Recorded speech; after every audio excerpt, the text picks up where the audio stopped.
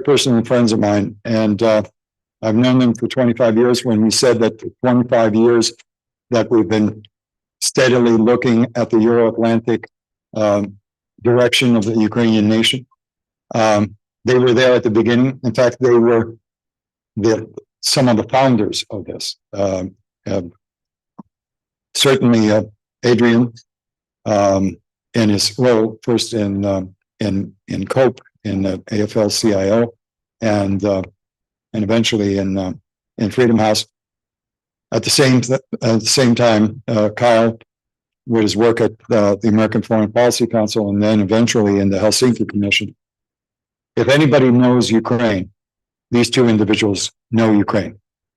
They have visited more.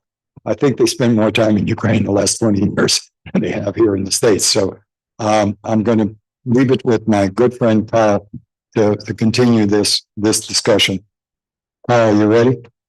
Hey, ready as I'll be. Adrian, you forgot your book, or did you forget the coffee? I could have gotten you the coffee.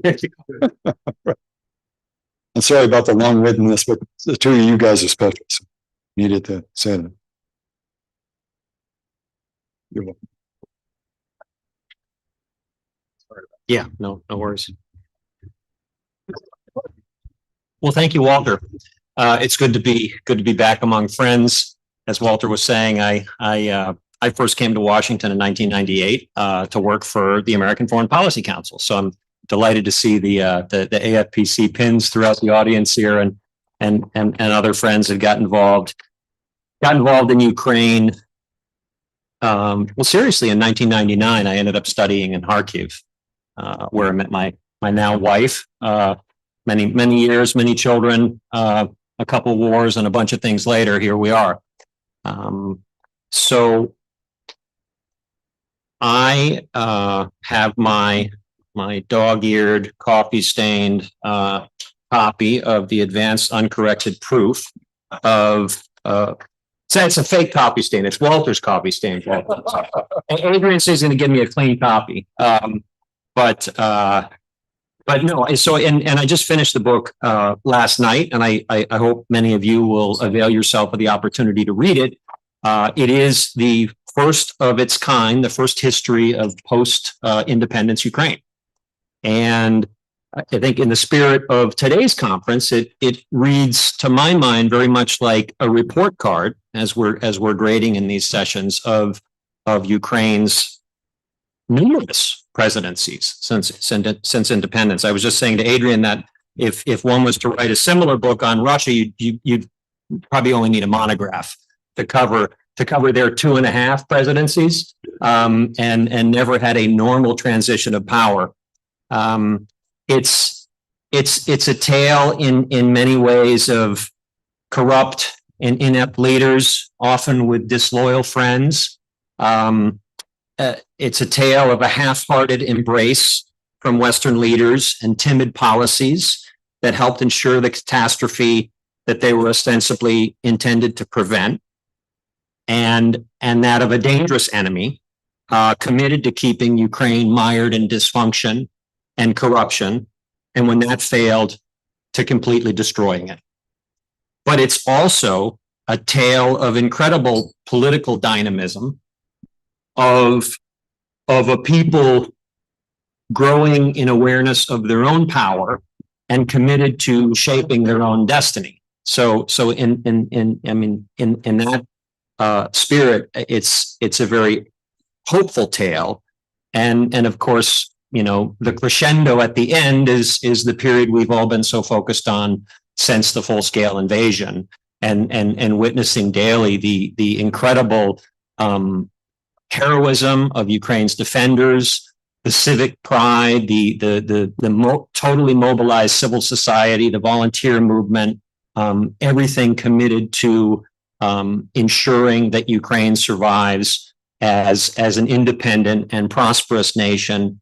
And I wanted to, I will turn the floor over to Adrian for some introductory remarks, and then I will have some questions, and then I hope we can get engage in a bit of a dialogue as we go through the chapters and the periods that this book covers. So with that, Adrian. Thank you. I'm honored to be with an audience of so many people who are deeply committed to Ukraine.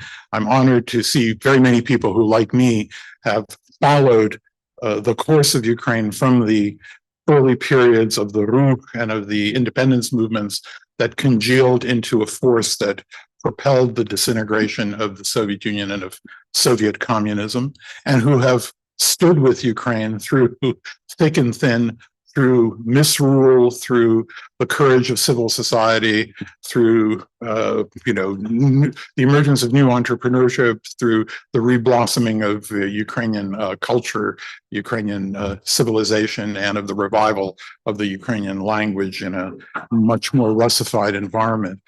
So the origins of this book, first of all, it's called Battleground Ukraine, but the battleground is not purely the battleground that we see on the front.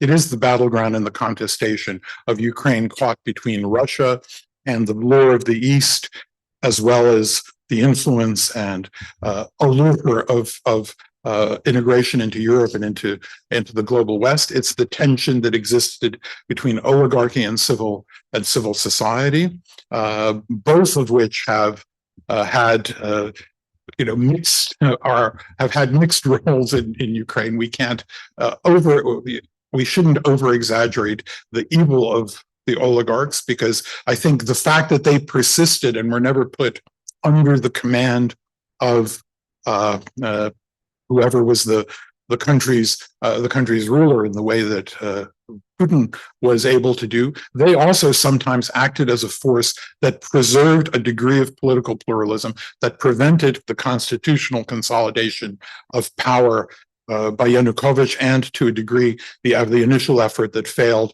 by Kuchma. So all these efforts to recreate the Russian model in Ukraine were stopped by the messy politics, the messy domestic politics that existed in Ukraine, where a variety of forces were constantly fighting in this battleground, this peaceful battleground, first over the destiny of the country and over the shape of the country, but that battle, which in effect reflected the kind of rising and falling influence of different segments of Ukrainian society. You never have a situation in Ukraine's history where the state is just paramount and everything falls in line. You constantly have elected presidents, parliaments, negotiation, bribery in some cases, blackmail, whatever means it took for politicians to try to push forward ideas, push forward policies, or to resist reforms. All of this was going on, but it created a space. It created a space in which Ukrainian culture has revived. It created a space in which Ukrainian freedom was able to blossom, and the Ukrainian habits of the heart, the habits of democratic practice, the habits of being able to shoot your mouth off about your leaders, to criticize them openly, and to try to hold them accountable. All these things happen because of this interplay of all these forces. These forces also gummed up the works. They made it much harder to address the issues of corruption. They made it much harder to push forward with reform. They created a lot of kind of stalemates in the country's evolution in history. But in the end, the arc of Ukrainian history moved in a direction that originated in its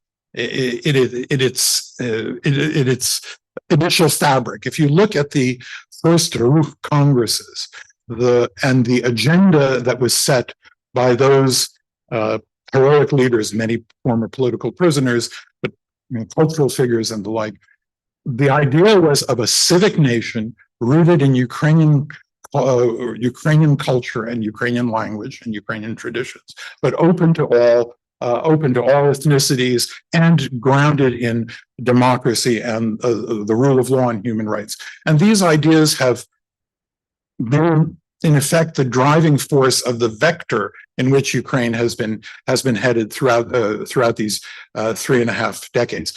Ukrainian people and the Ukrainian forces within society never allowed the concentration, such a concentration of power has occurred in Russia.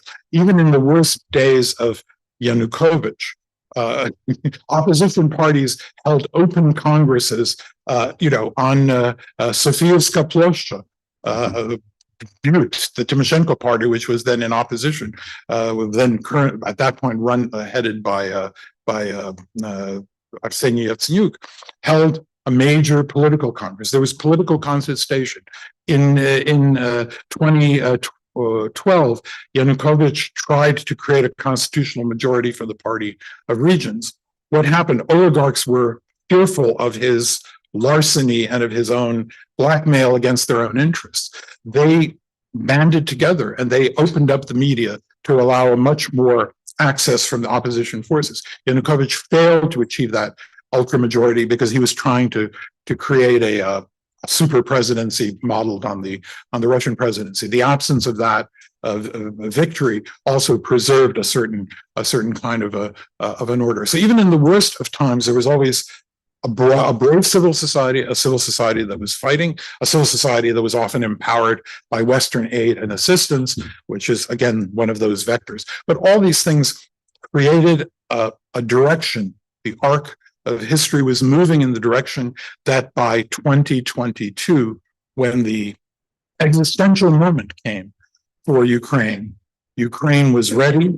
The people were more unified than they ever have been in their history, by their identity, by their purpose, and by their loyalty to the state. And what was regarded by many in the West as a dysfunctional state proved resilient. What was regarded as an incapable military proved extremely capable.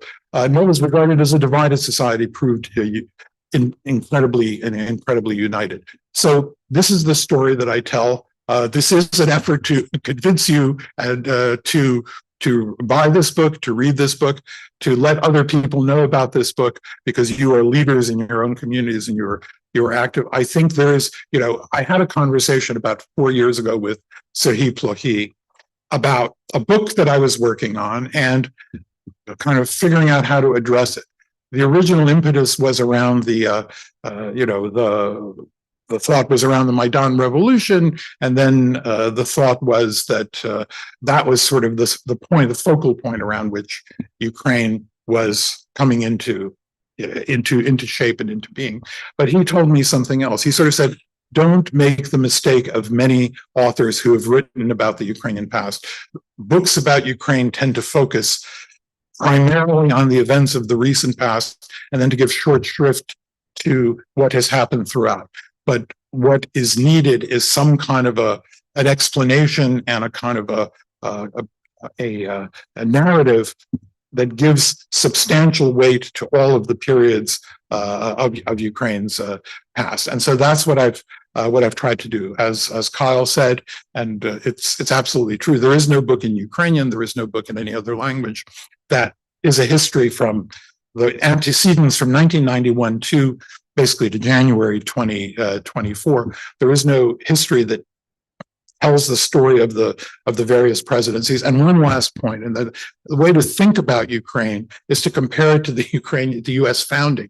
The periods 1776 to the War of 1812 is roughly 35 years. That's the period of roughly 1989, the social ferment and the mass protests that erupted Ukraine, through the period of this war, which is the second phase of a Russian aggression, much like the War of 1812. Ukraine, unfortunately, Ukraine did not yield at its founding. The Madisons, the Hamiltons, the Washingtons, and the Jeffersons. Many of those were not allowed access to power because of the power blocks that prevented them from. But so Ukraine kind of limped along. But in that period of limping along, society strengthened its fibers. Civil society developed a new generation of people educated with some access to the West, the enormous influence of the global sharing of information. All these things created the possibility of an extremely well-placed Ukraine. I like to return, and my last concluding point is, I mentioned the Deutsche Bank study that was issued at the collapse of the Soviet Union that predicted that Ukraine would be the most successful of the post-Soviet republics for a variety of reasons, education and so on and so. That study was, in the end, was proved wrong by history for various reasons, including Russia's ongoing efforts to disrupt Ukraine's growth and to foment internal dissension, as well as the various big cultural divide inside Ukraine. Maybe I'll conclude with that and just turn it over to some questions. But again, last point, this is the only book of its kind. I'm not saying, so I can say it's the best history of Ukraine since 1991 that has been written so far. That's not an exaggeration. But I do think it's important because many people kind of come into Ukraine in media res. People have learned about Ukraine. I have a piece in today's Wall Street Journal about how Ukraine was a hidden nation in the 1960s, 70s, and 80s. And it was only now that there's this explosion of knowledge about Ukraine. But a lot of people are, kind of know it from the recent past. I think it's important to know both the deeper historical past, but also the genesis of how this nation came together. And that's the story I've told. Thank you for that overview, Adrian. Before we move to questions, I'm just going to maybe read just a few passages that I think will bring out some of these themes, some things that struck me as important and maybe recurring in the story. Again, when I mentioned the sort of a failure, a timid Western embrace, and some of the impossible conditions or unjust conditions that were imposed on Ukraine. Especially in the early days regarding the nuclear question and Ukraine ceding what was the third largest nuclear arsenal in the world in exchange for, frankly, not a whole lot. The Budapest Memorandum gets a lot of play, but it was deeper than that. It was a denial of reform assistance that Russia was getting, even as the terms of non-nuclear cooperative threat reduction were ostensibly being violated, as some of Ukraine's nuclear arsenal was transferred into Russia, away from inspections, redeployed Belarus, other places like that. IMF quotas. The IMF's capital quota for Russia was nearly 60% greater per capita than Ukraine's. Even the West's decision to provide direct food assistance to Russia worked to Ukraine's disadvantage by making Russia less dependent on Ukrainian food and reducing revenues to Ukraine's economy. It sort of, to me, seems a bit of a prefigurement of the Nord Stream debacle and story. Also, that this kind of the theme of the mixed record of an oligarchic system in Money and Power. I guess this is Kuchma's chapter.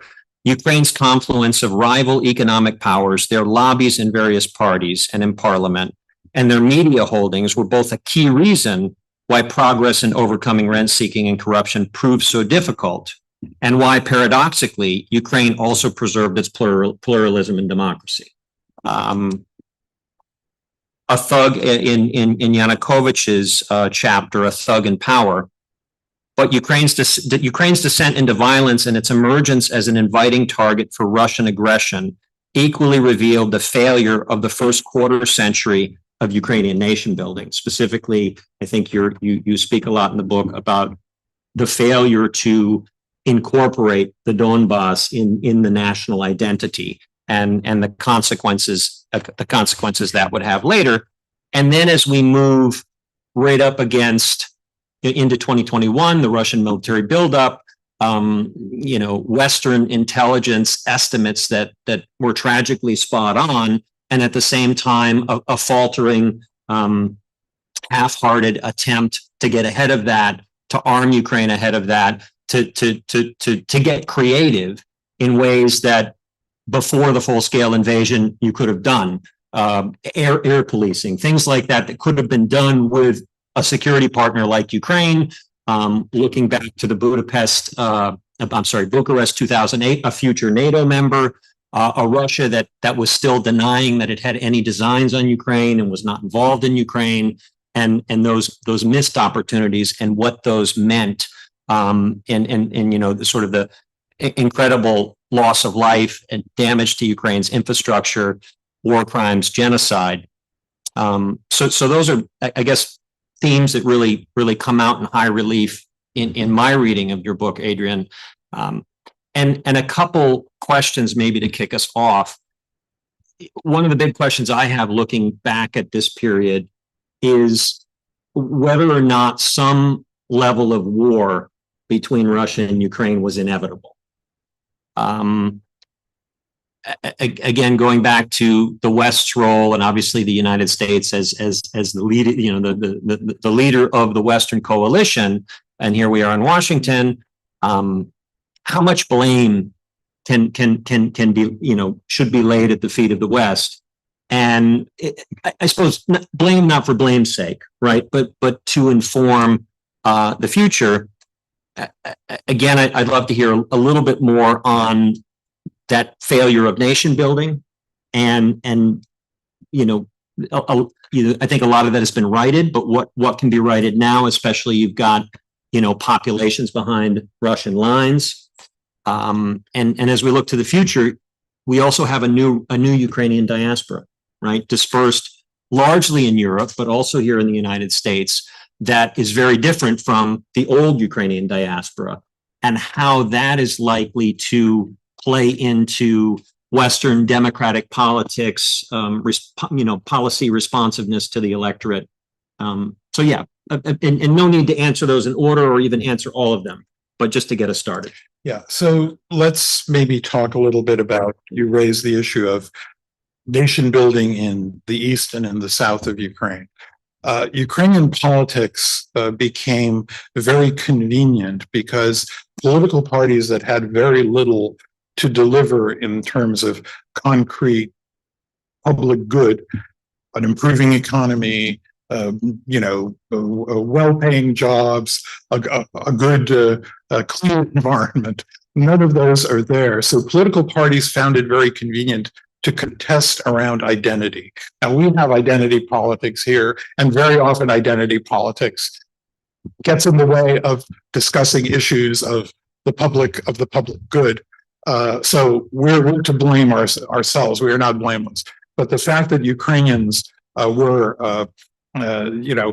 Ukrainian political leaders were playing the Ukrainian patriotism versus this Russian orientation as the major fulcrum on which the electorate made political choices, that was another way of impeding progress, but it also became a convenient kind of thing. We've got our comfortable constituency. We build our politics and our rhetoric in a way that emphasizes those differences, and that made it much harder for these differences to penetrate. I mean, I talk about, there were two efforts, both of which, thank God, they didn't happen, but there was an effort before the Yushchenko election, in which Poroshenko was involved, to bring our Ukraine and the party regions together in a kind of a super party. I don't think that I think the intention was by one to eat up the other, but there was something sensible about that idea, in the sense that the political establishment was maybe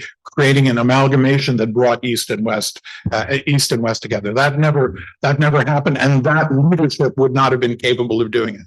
But I think about the local identity, the regional identity that existed in the South and in Crimea.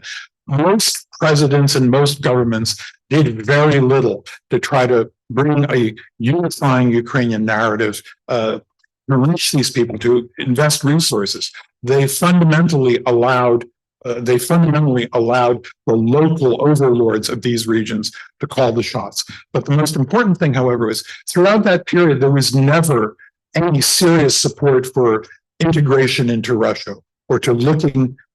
Some polls showed a portion of Ukrainians admired Putin as a leader, and they did, primarily in the East and South. But none of them, and they also admired Lukashenko, and some still do.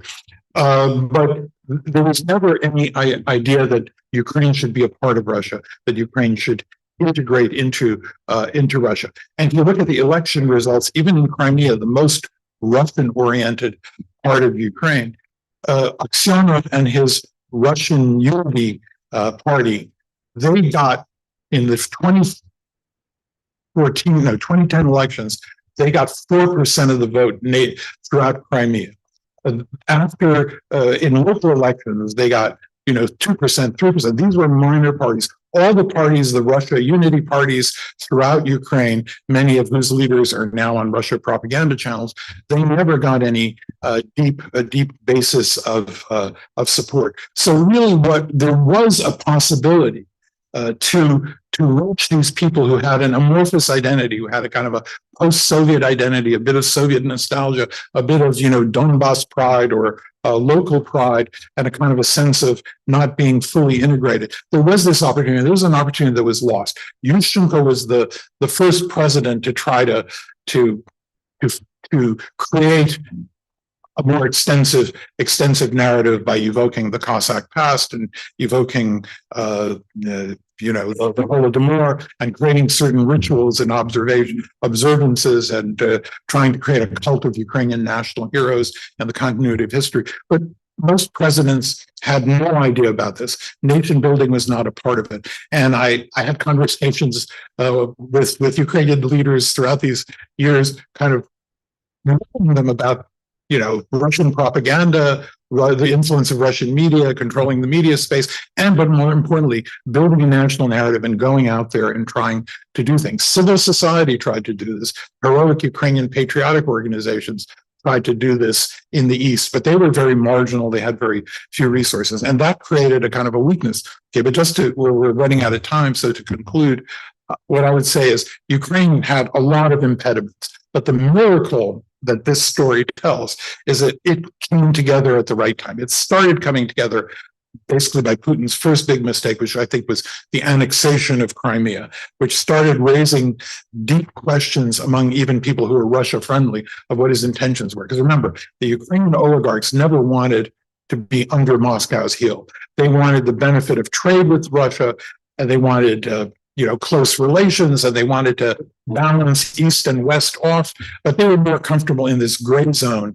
That was the most comfortable place for them, a place where, of course, the gray zone can no longer exist. Ukraine can no longer make that kind of a choice of a two-vector or a multi-vector foreign policy. It has to be anchored in democracy. It has to be anchored in the West, and the people have come to that conclusion, and I even think that a portion of the oligarchate has come to that conclusion, although I won't name any of them by name, following Anders Osland's recommendation. Yeah, well, I won't name any of them by name either, but we'll name a few names in the spirit of the grading, taking stock and looking at the presidencies, leaving aside the two Zelensky chapters because we're living this. Arguably the first chapter is over. The wartime president is where we are now. But looking back on the other the five, it strikes me again how hindsight really can change our estimation of a political legacy, right? And the one that seems to have aged the best is perhaps the Yushchenko presidency, and you cite some interesting polling there on what might even be a sea change in Ukrainian opinion on the Yushchenko presidency. But I also think arguably the others as well, with the exception of Yanukovych, have not aged badly, and that there's enough positive to take from each period. So with that, we have folks who've watched Ukraine in the audience, certainly longer than me, probably not longer than Adrian. And folks who were practitioners in the United States government, in Ukraine's government, in the diaspora, in the audience. So I want to turn it over to you for questions that you have for Adrian. So, okay, well, we saw a few. Ariel, yep, and then we'll over. Yeah, And then that'll be it. So we'll. Ariel Cohen, the Planning Council. Adrian, I'm looking forward to reading your book. I have a question about the insufficient, in my opinion, insufficient development of the military production, especially past 2012, but even before that.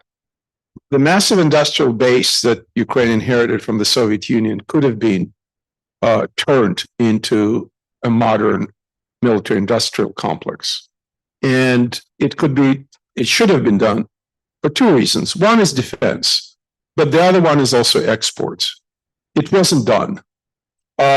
Were the people who articulated the necessity of building the indigenous military industry, what happened? We all know about the neglect during Yanukovych era and deliberate destruction of some of the military capacity by pro-Russian actors. But before that, I view it as a huge opportunity lost in a country that produced ICBMs and sea launch and the huge Antonov transportation airframes and whatnot. How could Ukraine have squandered this terrific potential? Thank you. Can we move rapid fire rate across to your question, sir? Next to Ariel? We'll just get them all in. It's a very short question about the Maidan rally. Yaroslav Martinyuk, by the way.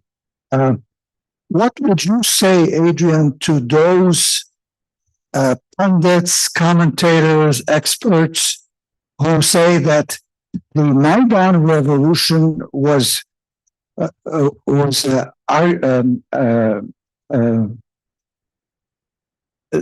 made by the State Department and CIA? All right, and so, Or I should say orchestrated by State Department and the CIA. sir, you had a question? Could you keep it brief so we can?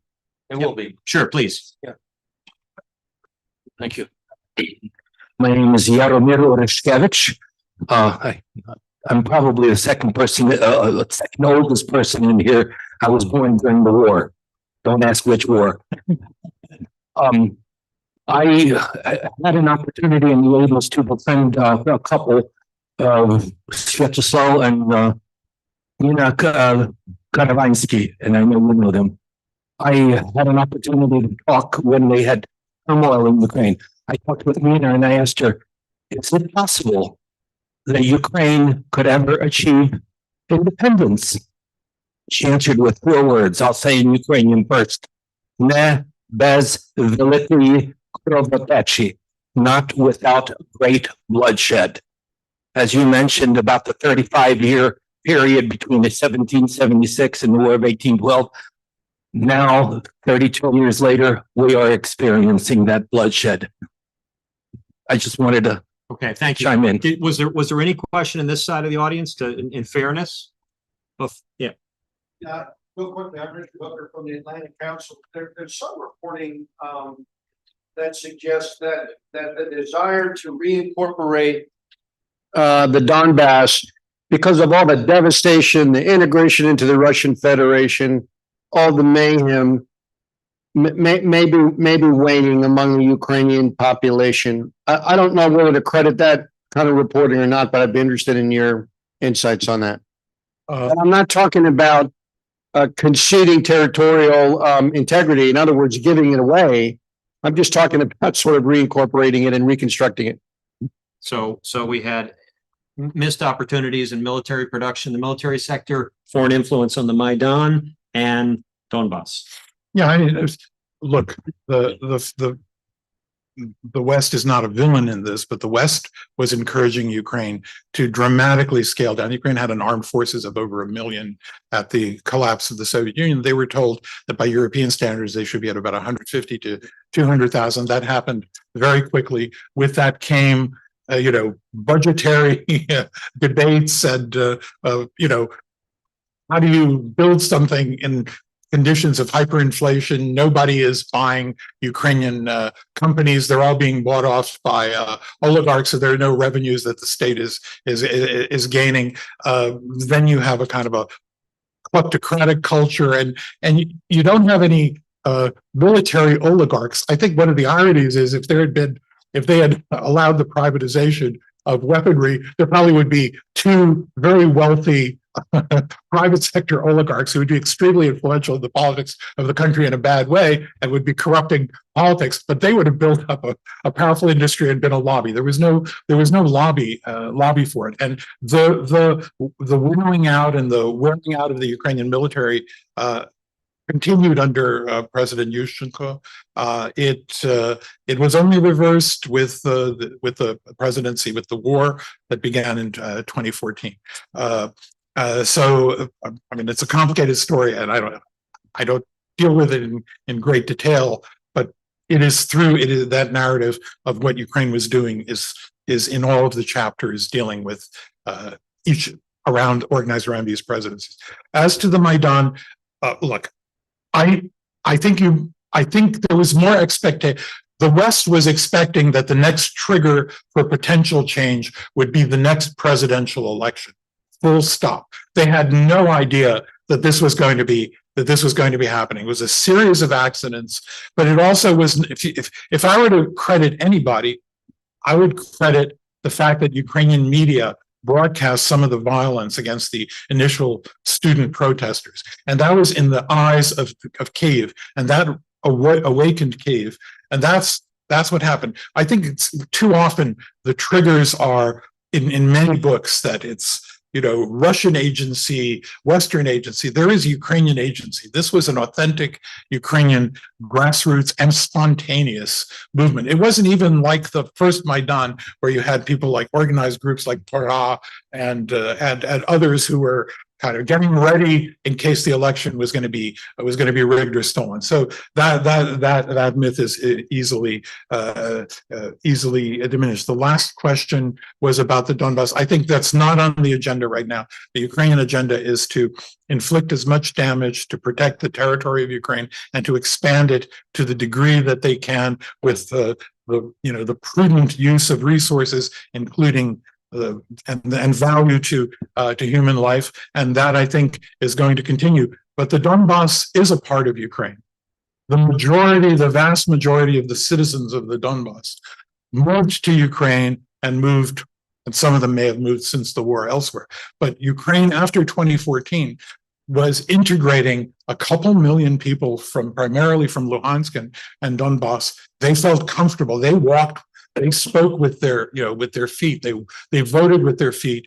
They didn't go into Russia. Maybe 500,000 to 700,000 did. The vast majority went, which also underlined the idea that there is a Ukrainian identity, there was a Ukrainian love of freedom, and that the East and West were not as different as we have in our mindsets. That change had happened after 2014 began. Thank you, Adrian. So just one last point. Books will be out there. There is my publisher will be very angry, but because it's the conference, there's a discounted price. It'll be $30 if you want to get a book. Most importantly, if you are in a different community, I have a grant from a foundation to allow me to travel and to speak about the book and to promote the book. And I'll be happy to do it primarily in the fall. So just keep that in mind. I'm here to sign copies for those of you who choose to purchase it, and I hope you'll spread the word. As I say, it's the best history of Ukraine that's ever been written. Thank you all for your questions. Walter, I know we're over time. I apologize for that, but thank you for allowing us to sort of attempt to try to do justice to this incredibly ambitious study, the only one of its kind of post-independence Ukraine.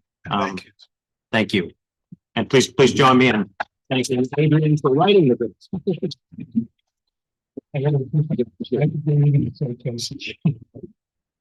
Actually, it was as good as I anticipated, and I had a couple of questions, but I had to hold off because thank you. Okay. I would actually ask if you can wait with coffee breaks. We are offering a coffee break, but this next session is a very important one. And I would actually almost immediately ask those that are part of the session to come up to the dais. And so this next session, I think a lot of us have been anticipating, a lot of us have been discussing a lot of the issues that are in this session. It's the session on security. How the Ukrainians have done in terms of their security arrangements in this last year. So with that, Vice President of the APC, Ilan Berman, as the moderator, then I will ask, if I remember correctly, I will ask, Dr. Hooker is here, James Sherr is here, Phil Karber is here, and Mason Clark is here. I think that's, there should be one, and Reuben Johnson, but he's coming by, he's online, he's already online. Okay, so I would ask all of you to be seated. And thank you. I'm just simply going to introduce Fred Ilan by saying, I'm going to simply introduce my friend Ilan by saying that they really grow really very good vice presidents in the American foreign policy. So, we just saw Kyle, and now we will see Ilan.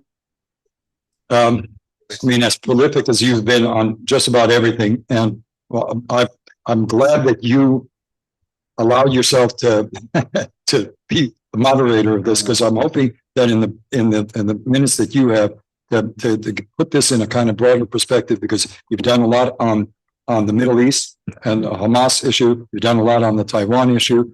APC does a lot on China, so you can put this all into a kind of larger perspective before we get into the nitty gritty in Ukraine. Okay, I can certainly try. No, thank you, Walter. And I'm delighted in particular to moderate this panel because I confess a little bit of favoritism, but in terms of security, that's always the most important issue. In the context of Ukraine at war, it is undoubtedly the most important issue.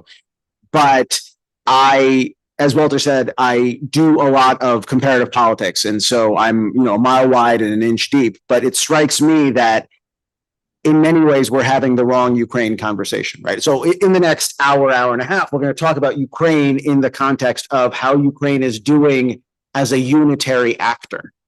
But if I could appeal to the panelists to do one thing, right? To name check, to sort of reference at least a little bit the fact that this is not just a bilateral conflict, right? This is increasingly an internationalized conflict.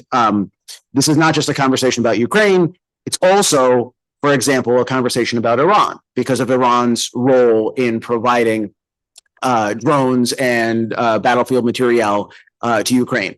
And therefore, by extension, at least in some way, it's a conversation about security in the Middle East. It's not just a conversation about Ukraine and Russia, it's a conversation about China because of China's role in assisting Russia financially in perpetuating its war of aggression. And therefore, by extension, it's not just a conversation about Eastern Europe and Russia's periphery, it's a conversation about the Indo-Pacific. And it's not just a conversation about Ukraine and Russia, it's also a conversation about North Korea and how North Korea has insinuated itself into Russian procurement channels. So it's also a conversation about security on the Korean Peninsula and sort of the disposition of that. So if nothing else, I really want us to think about it in the context of a global view. When I talk to my friends in Ukraine, they always talk about how Ukraine is fighting the fight of the free world. But very, very often when we talk about the Russia-Ukraine conflict, this is sort of lost. It's sort of seen as a regional conflict, as a limited conflict, and that is enormously attractive. And it's enormously attractive to bureaucrats here in Washington because a small conflict is solvable. A global conflict is far less easy to solve. But I think we do it a disservice if we don't talk about sort of the larger dimensions. And so at the end of all this, I'm going to hold everybody to sort of to the requirement and have them give a grade. But remember, it's not just a grade about how Ukraine is doing vis-a-vis Russia. But Ukraine, in many ways, is a canary in the coal mine, and it needs to be racked and stacked and assisted in that fashion as well. So I'll stop there, but I think that global view is very important. So you all have the bios in front of you, so I'm not going to read the whole thing, but I want to be very, very simplistic, and I just want to run down the list. And so without further ado, last time, well, we saw each other here in Washington, but before that, we saw each other in Tallinn. Yeah. We had drinks in Tallinn. So please, James, talk to us about the perspective from the Baltics and sort of what you're seeing and how that region is looking at a threat that is not far away, but is very close. Ilan, thank you. My perspective from the Baltics is on this question is no different from what my perspective was in London for 40 years. And as they say in this city, with regard to your introduction, I hear you, but I'm not going to do that because we have been asked to provide an assessment and a report card about Ukraine rather than an overall assessment about the nature of the conflict in its various dimensions. I have to say that when thinking about these issues, not only over the last few days, but since 22 February 2022, I have arrived at a position where it's very difficult to answer many of the important questions with any confidence. And that's very unusual for me, because I think since 1991, I've predicted far too many things, and I've been right about nearly all of them. And now I find myself humbled and overwhelmed in part by the complexity, the moving parts and the degree to which they change and their rapidity and complexity of movement. So I expect a lot of disagreement, and I expect, hopefully I'll modify some of my assessments after having expressed them. The main problem for us today, in wartime, how does one assess, let alone grade, the performance of a country whose actions are constrained not only by his enemies, but by his so-called allies and friends? Today, Ukraine is, you might say, it is blessed with an abundance of assistance and weapon systems from the United States and other Western countries, but it is also hindered by American rules and German rules about using them.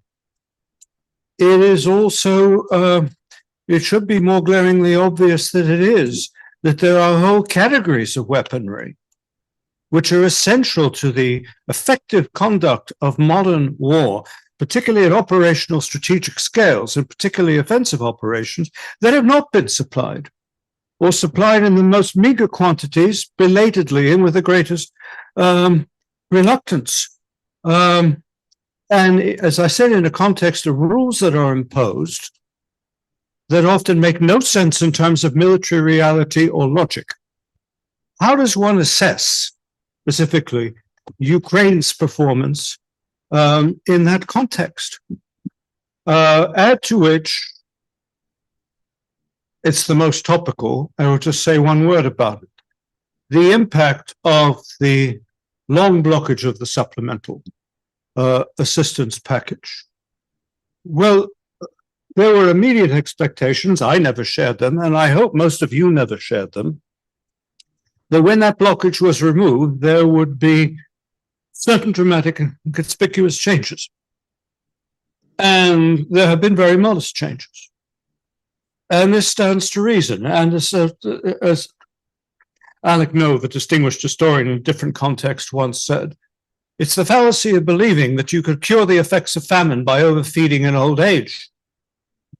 I think there is profound underestimation of the degree to which that blockage of weapons deliveries over that period of time has affected not only Ukraine's performance and capacity, not only the viability and sustainability of many of its units and formations, not only its force quality, even in terms of catalog of a large number of highly experienced people who died as a result of this, but in terms of its morale and its confidence, which plays into the mobilization issue and a whole range of other things that we have to discuss. What sharpens this particular point and frustration is this, a very simple thing.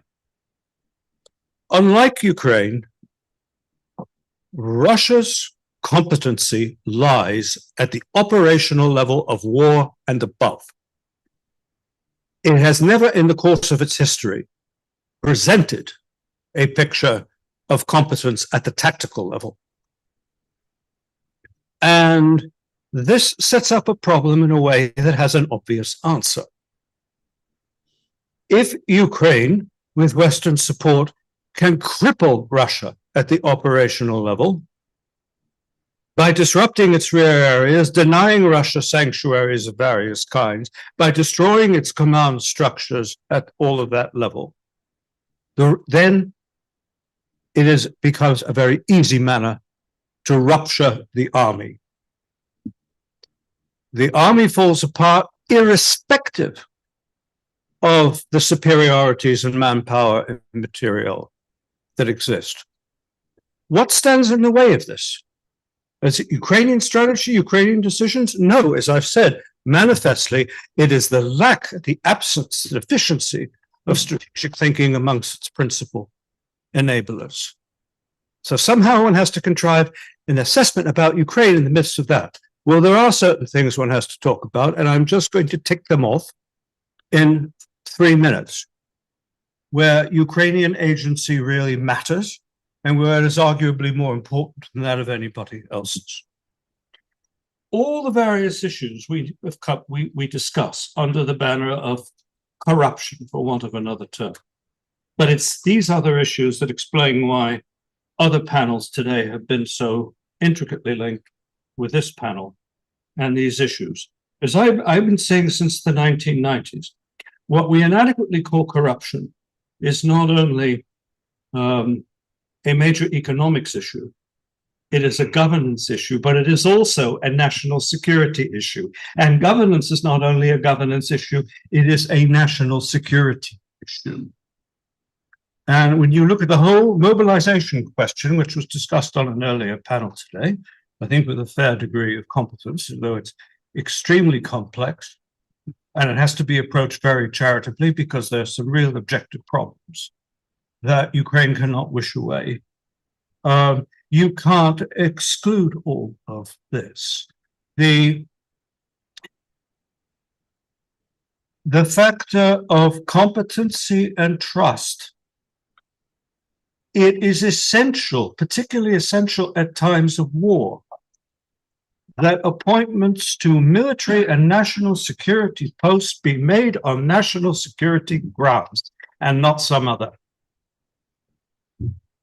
How has the current leadership performed with regard to that criterion? I think of late, not very well. It is equally, it's not an issue about corruption, but it's related to it, the whole system.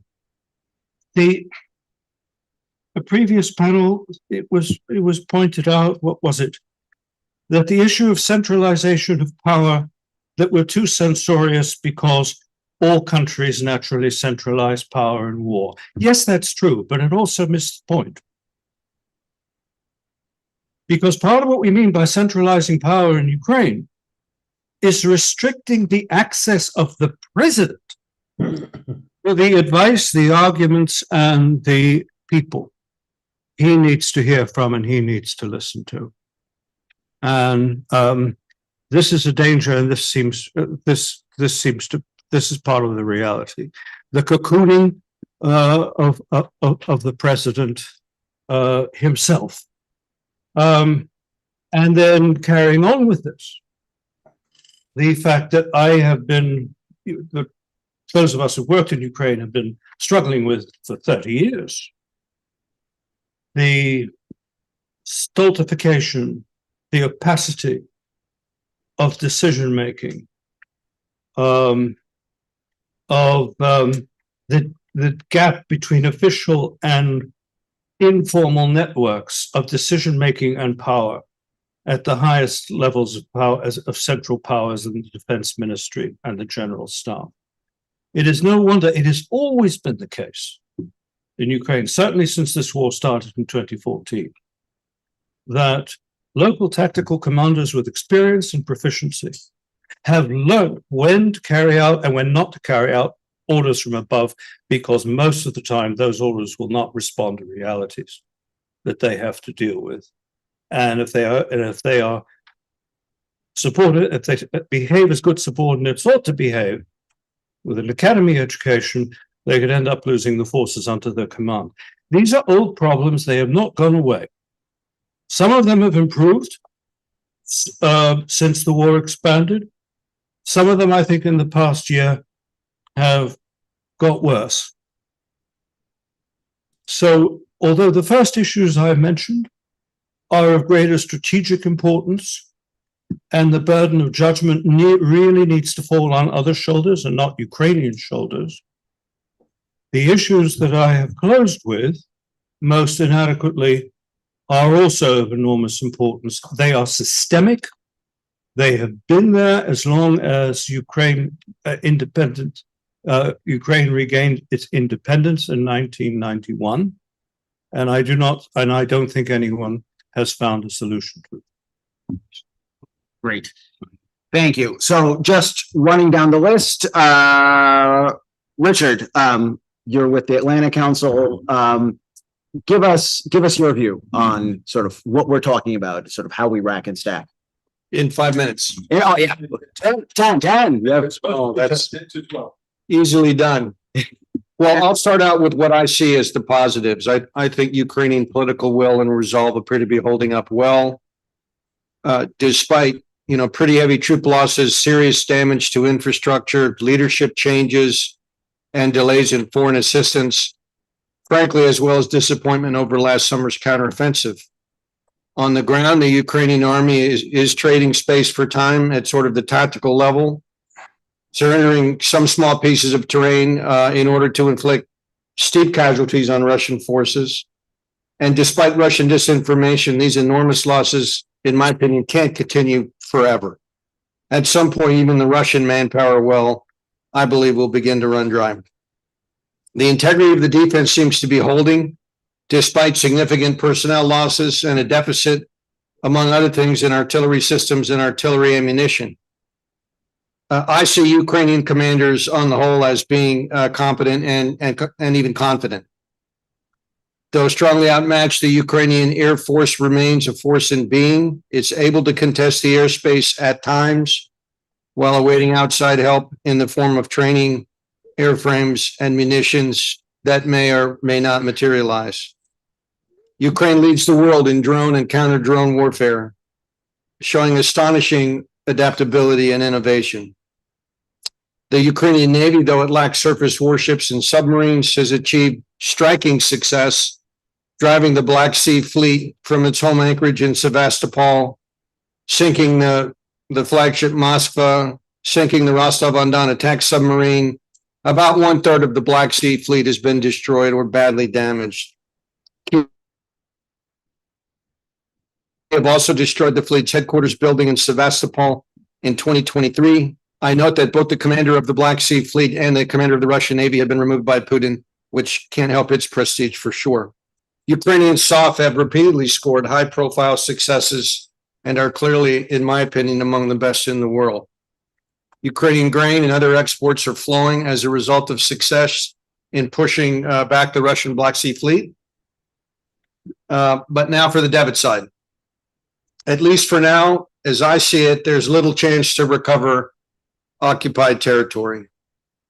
Why is that? High casualties, a lack of artillery ammunition, very limited air power, limited long-range fires, very limited assault breaching equipment, and restrictions on striking high-value targets inside Russia limit operations to a marked degree. Air defense is especially critical, and there is not enough in the way of advanced systems and munitions to cope with the Russian threat. both from ballistic and cruise missiles, and also from standoff glide bombs that are being delivered by airplanes. The average age of the Ukrainian soldier is mid-30s, which really is far from optimal. Modern high-intensity warfare is a young person's game. It just is. Significant numbers of military-age males remain outside the country, and the 18 to 24-year-old cohort remains untapped for now. And as the war grinds on, these factors must begin to tell. And many new soldiers are being sent to the front, only partially trained. Ukrainian defense industry, in my opinion, has improved, but the country remains dependent on outside assistance to carry on the fight. The damage to the Ukrainian power grid and other services is approaching serious and perhaps even crisis level. And a 30% or so reduction in GDP since the war began is obviously a serious blow. So what can Ukraine do on its own to improve the situation? I think first, fixing the manpower situation is imperative. Young males in particular must be brought into service to keep frontline units up to strength. They must be fully trained or combat losses will be even more severe. Many less physically demanding roles can be filled by females, older veterans, or those recovering from wounds, freeing younger, fitter males for combat duty. And conserving manpower is critical, even at the cost of local or tactical, but not operational or strategic withdrawals. Depot level maintenance facilities should also be enhanced so that damaged or worn equipment can be returned to fully operational status. Artillery tubes, for example, wear out very quickly and need to be maintained. On the information front, the world should be reminded daily of Russian war crimes and of the heroism of Ukrainian soldiers and civilians. Several superb videos surfaced early in the war showing the latter, but new ones are more rarely seen, I think. To do more than remain on the defensive, Ukraine is going to need outside help, and lots of it. The US and Germany seem determined to deny the capabilities required to assume the offensive and drive Russian troops from Ukrainian soil. For example, the US has provided 31 M1 tanks to date. It has something like 2,000 in storage out in California. Only a single Patriot battery has been sent and no F-16s now 2.5 years into the conflict. HIMARS has been provided, but only in limited numbers and with restrictions on munitions and use. So in practice, that contribution has been perhaps helpful, but far from decisive. And President Biden's latest assertion that F-16s are not coming is a serious blow. Germany has similarly provided no Taurus cruise missiles and very few Leopard 2 series tanks and self-propelled howitzers. And so the intent appears to be to prevent a Russian takeover of Ukraine, but also to prevent a decisive Ukrainian victory, presumably for fear that defeat would lead to chaos inside Russia with unclear consequences and probably the fear of nuclear escalation. I would say France is a bright spot recently. Macron has suggested trainers, Mirage fighters, and other assistance in what looks like a clear break with the US, Germany, and others. But the far right is gaining ground in France and may come to power, which calls much of this into question. Poland, the Baltic states, and the Nordics have also provided aid and support far beyond others on a per capita basis. And with the UK, they may prove to be the most reliable coalition in support of Ukraine. Of course, the best way to support Ukraine is through early accession into NATO and the European Union. Although an open door has existed since the 2008 Bucharest summit, many member states oppose actual NATO membership for fear of provoking Russia, but Russia invaded anyway. And so that policy obviously failed, but many allies continue to oppose membership for Ukraine even so. Such timidity only increases the chances of further Russian aggression as the war in Ukraine descends into yet another frozen conflict, as in Georgia and Moldova. Russia on a war footing will regroup, it will rebuild its forces, and it will aggress again, this time in all likelihood against the Baltic states. And the great powers have made it clear that they fear direct conflict above all with Russia. And that approach, in my opinion, only ensures it. The longer this goes on, I think the worse it is for Ukraine.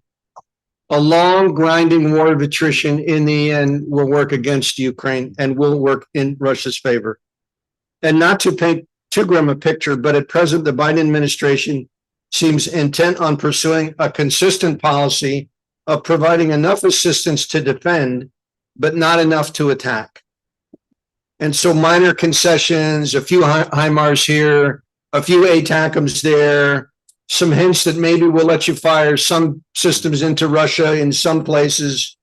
All those don't move the needle all that much. Germany, Italy, and others inside NATO seem happy to follow suit. Should Biden be defeated in November, in my opinion, we can expect even worse. A virtual abandonment altogether of Ukraine, by the United States anyway, is not out of the question. And so in that circumstance, holding on to its current territory is perhaps the most optimistic outcome. How to solve this conundrum? In my opinion, it's very, very simple. It's not particularly nuanced. It's not particularly complicated. You cannot fight a modern high-intensity war with no air power and no long-range fires. It cannot be done. And if we don't provide that assistance to Ukraine, at best, we're going to see a frozen conflict. And in my opinion, the almost certain outcome of that will be renewed Russian aggression in other parts of the European security space. Mhm. So I'll stop there. Thank you. Thanks, Richard. That was great, exhaustive, maybe not optimistic, but I think much needed. So Mason, let me turn to you, because you guys at the Institute for the Study of War have really done, I think, yeoman's work on mapping the terrain and sort of looking at the tactical level, the operational level, and sort of, showing the ebb and flow of conflict. It's certainly a resource that I turn to. I know a whole bunch of other people here turn to it as well. What are you guys seeing from your vantage point? Sure. So probably unsurprisingly, we'll mostly be focusing on the battlefield effects we're seeing, again, at the tactical and operational levels, and particularly the fascinating changes in performance we're seeing over time at the operational level, not just on the Ukrainian side, but as well as with the Russian military. I'll go through the four categories we're discussing today in order, starting with Ukrainian personnel. The drop in the conscription age to 25 was certainly necessary, and I completely agree that at some point, and frankly, likely as soon as possible, it would need to be lowered further. Ukraine has simply lost a lot of very experienced officers and very experienced NCOs throughout the course of the war, and the delays in Western aid have had a really, really profound impact on those casualties. Training is going to be, and has been for much of the war, a very important bottleneck for the Ukrainian military. Now, to go back to 1 year ago, one of the big challenges and frustrations we've heard from discussions with Ukrainian units that may not have had a better solution was the decision to pull entire brigades out of Ukraine and train them on new NATO-provided equipment in NATO states rather than in Ukraine itself. That enabled experienced forces to continue fighting in eastern and southern Ukraine in early 2023 using their existing equipment, but it meant that the personnel that were equipped with the Bradleys, the Leopards, everything else, were relatively unprepared. And has been widely reported, and from conversations we've had, even in EUCOM, there's been reflections after the fact that the training was not prepared for the battlefield that these forces were going to be facing. Incredibly enough, it was NATO operational plans, just with the air power lopped off and very little accommodation made for the fact that that was going to be a missing capability. As previously mentioned, if NATO trainers, particularly from France, has been discussed, are able to deploy at scale within Ukraine itself, I think that will be a major, major benefit to Ukrainian training pipelines. That will enable Ukraine to provide better combinations of additional training capacity that it can't meet itself, along with tailored knowledge from units that have been fighting on the line for years now, not just since 2022, but leveraging the knowledge from since 2014. That's one thing that was a big challenge for the Ukrainian military during the counteroffensive was coordinated operations above really the company level. Even in brigade level assaults in southern Ukraine, what was functionally happening was reinforced companies at best battalions going forwards, and there was little coordination beyond that point. Certainly, a lot of Ukrainian units have now learned better skills at that point, and of course, they're limited by lack of equipment. But that is likely going to be, or continue to be, a very important element of Ukrainian combat training. Now, on the broader point of comparative Ukrainian and Russian personnel quality, this is one incredible bright spot for Ukraine that it has had throughout the entire war. Not just at the general tactical level with better flexibility of mission orders and small unit tactics, but very crucially in the technological sphere of this war. One of the most fascinating topics that I've engaged on throughout the current war is conversations with active duty Ukrainian electronic warfare and drone operators. And I've been struck by the consistent discussion of how quick the iteration cycles go on the battlefield. Sometimes as quickly as within 48 hours, one side or the other will try a new form of electronic warfare, and then it will be countered by the other. This, flatly, the Ukrainian military has an advantage over the Russians on, and this is very, very good. The problem, however, is at times the ability to scale solutions across the force. Too often, there will be brilliant solutions to tactical problems that won't leave individual brigades because they simply don't have the time and reserves to be pulled out of the line and conduct a thorough lessons learned process that can then be spread throughout the force. On the Russian side, however, interestingly enough, it's not just a personnel question, but an information operations question. The fact that the myth of the Russian steamroller of they have as many bodies as they could want and it's never going to end has been an incredible informational coup for Russia throughout this war, because it's simply not the case. The quality of Russian personnel has been dropping throughout the war. Units are losing cohesion, and particularly, oftentimes I see discussed in the US, less thankfully amongst Ukrainian officers, this idea that Russian units don't care about casualties in the Storm Z units and what have you, and that is to their benefit. It works in a sense, but it's having an absolutely calamitous effect on the Russian military over the long term, because how can you expect a Russian platoon to be effective in urban combat if every single soldier knows that if he is shot, his comrades are going to abandon him? And we have seen this repeatedly on the battlefield. And this is one great advantage that Ukraine has, that unit cohesion, even with a personnel base that has been run down by over 2 years of war, is still relatively cohesive and able to inoculate new soldiers as they come into units.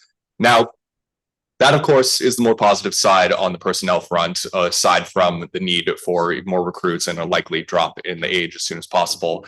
Material, as has been discussed, it's fascinating and frustrating how it's difficult to evaluate solely Ukrainian performance in terms of material provision, because they are being let down by their partners, particularly the United States. This focus on just maintaining defensive positions is not sustainable.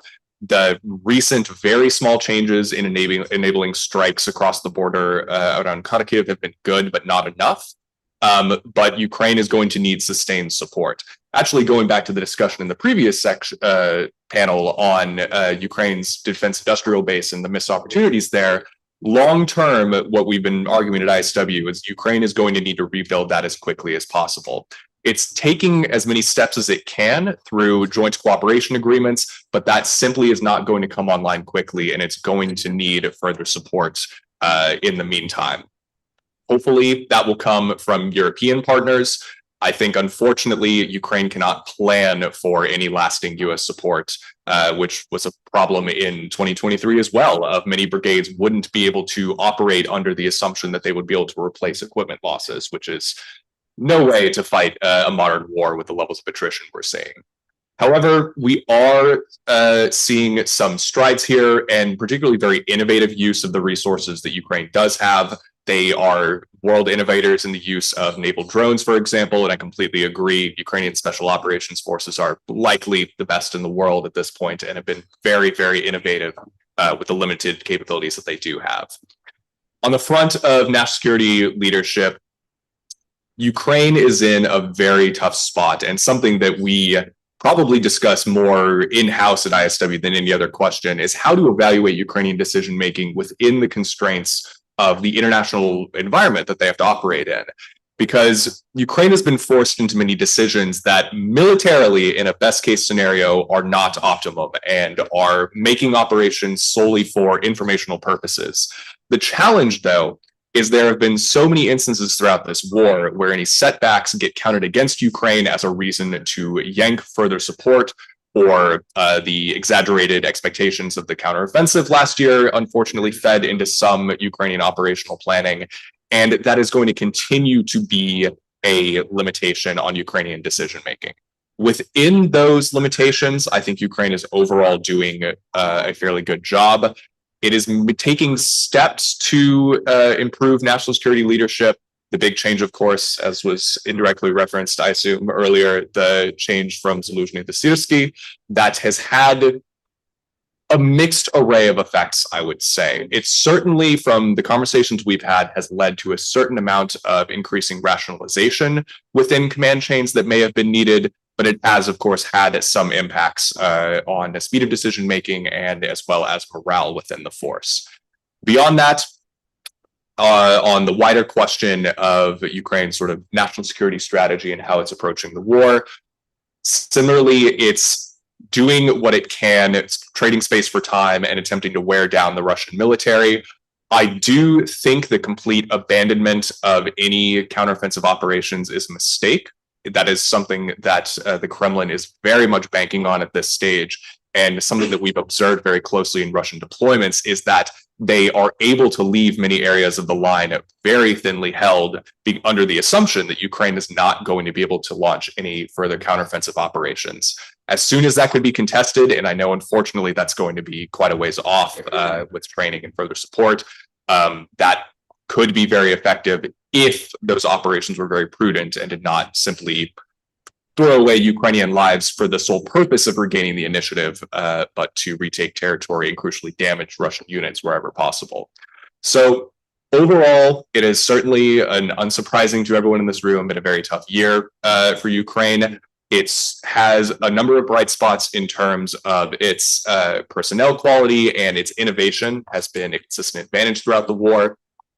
And quite simply, the Russians are degrading as well. Gerasimov is not Zhukov, however much he thinks he is. And we're seeing a continuing decline in the effectiveness of Russian operations. They're somewhat attempting to relearn, sort of redevelop the operational art muscle of better campaign design, but the attempt to recross the border into Kharkiv has largely been a failure and has been contained. And we keep seeing Russian officers throw away large numbers of armored vehicles in frontal assaults. They are not permanently replaceable, certainly not at the same quality. A T-72B3 is a much more effective system than the T-64 and T-62s that are increasingly being pulled out of storage. So the Russians are continuing to try and grind forward. That is now their theory of victory, is waiting, as we assess it, is waiting for international aid to be completely cut off.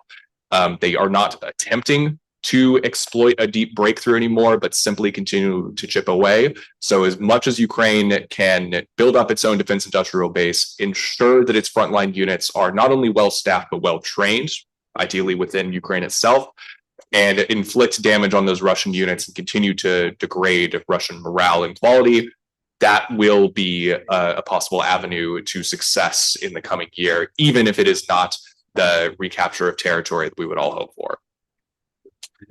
Thanks, Mason. So look at that. You get a round of applause. So that's great. Reuben, over to you. You've been sort of very patient. I know it's a little bit dislocating to be in the ether and not be with us, but I know that you're with us in spirit. So tell us what you're seeing from the 60,000 foot level in terms of what you're reporting on, what stories are leading, what's not being told. Can you hear me okay? Let him know through the microphone. Yes, we are. Okay, great. Well, greetings from South Florida, where we're in a state of emergency due to severe flooding. Okay, so I had a few slides I put together. At the last minute. I don't know if they're up there on the screen or not. just a little bit? Can't hear you. Maybe I'm cranky, so. Okay, Reuben, speak up just a little bit. Okay, yeah, sorry. Is that better that way? Yeah. Or am I, I'm trying to use I'm very sorry for this. I'm trying to use the AirPods for input.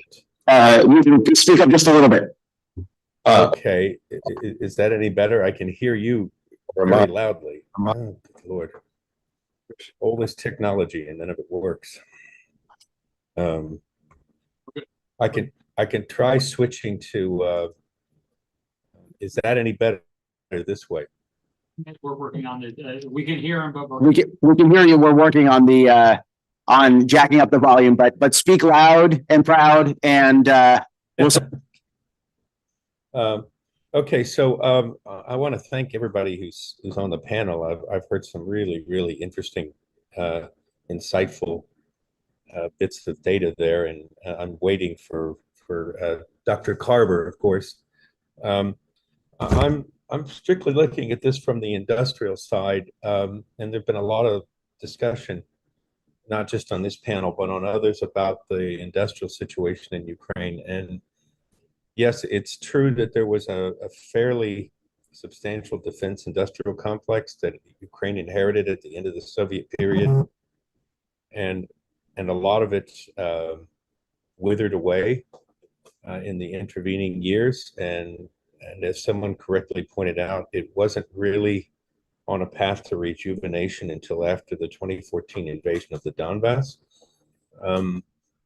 What I can say is that in several spheres, Ukraine industry just performed extremely well. I mean, the big success story is the creation of the Neptune missile, which started well before the invasion and was done by a collection of companies that I know rather well in Kiev. And that weapon has just had remarkable success, and it continues to be improved.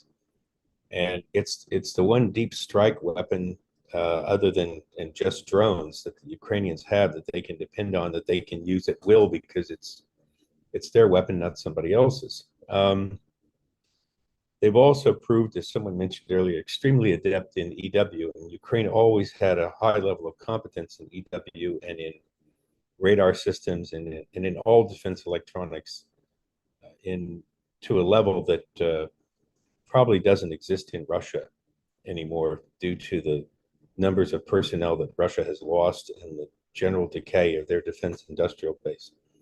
So in many areas, technology-wise, in terms of Ukraine's own indigenous capacity, I give them very good grades for developing their own hardware and managing the technology that they've inherited and improving on it.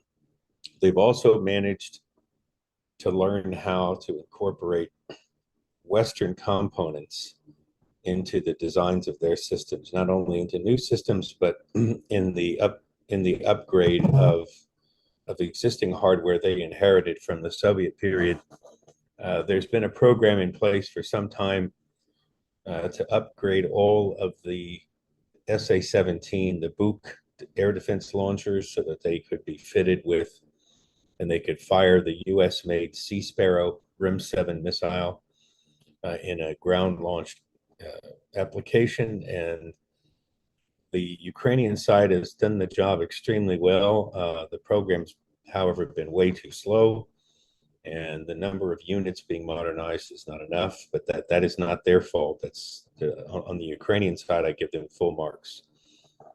The big disappointment, and again, this is not the fault of the Ukrainians, the big disappointment, as one of my colleagues has pointed out, is the lack of air power. I mean, we've been talking about F-16s for Ukraine, and I could go on for an hour about all of the simply unexplainable and mysterious ways in which the process has stopped and then started and then stopped again, to the point where, as we found out a couple of days ago, the Ukrainians are now willing to say, okay, we'll take the Mirage 2000s. And I have an article that was just published this morning on the Breaking Defense website, and I've sent the link to several people.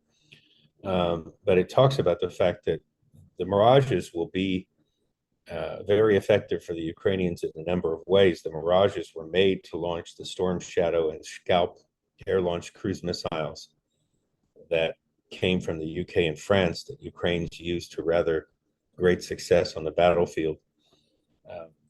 Those missiles were made for that airframe. Ukraine's been launching them from the Sukhoi 24 by adapting them to the older Russian airframe. But by launching them from the French aircraft, they're going to have much better performance and probably be able to extend the range due to the range of the Mirage itself. And the Mirage's EW system offers a level of survivability that probably none of the old Russian aircraft in Ukrainian inventory possess at the moment.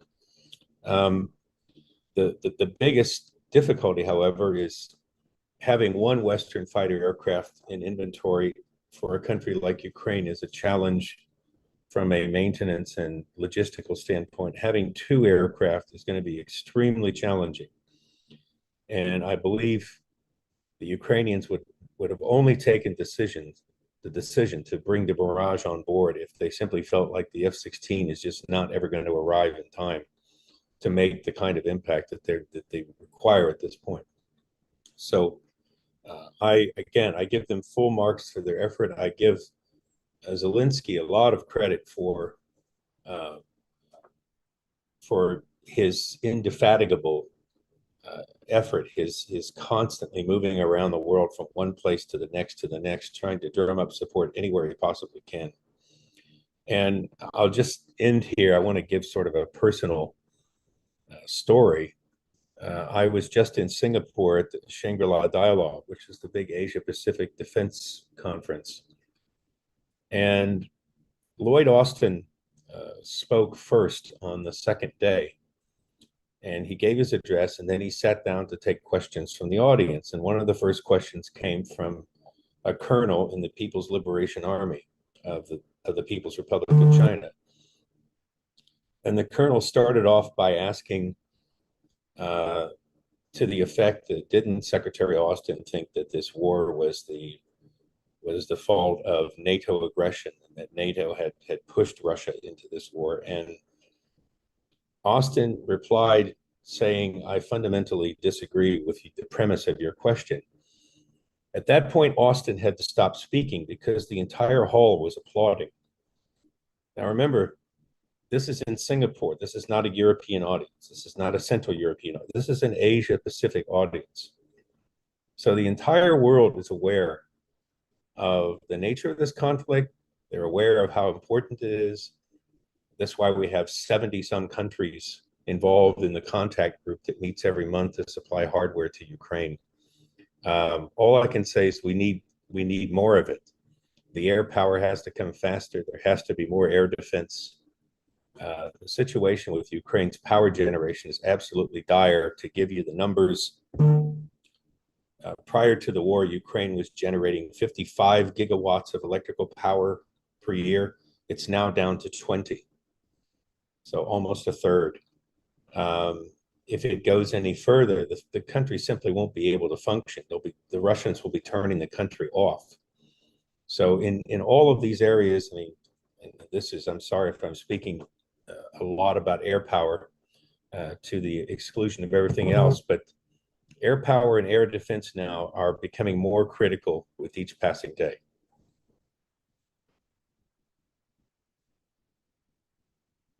Last, but certainly not least, Phil, over to you. I mean, you have the hardest job, which is to synthesize everything and to sort of to talk about the gaps in what you've heard and what you haven't heard.